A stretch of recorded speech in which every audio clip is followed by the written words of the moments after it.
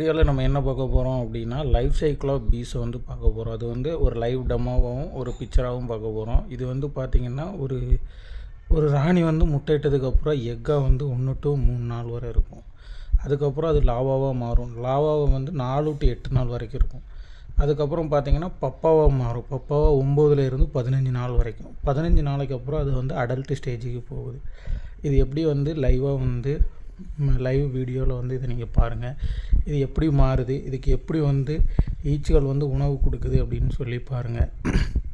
இப்போ இதுதான் live video. இப்போ பாருங்கள், இதில் வந்து இந்த பப்பாவுக்கு வந்து எவ்வளோ அழகாக வந்து பீஸ் வந்து இது வந்து நர்ஸ் பீஸுன்னு சொல்லுவாங்க.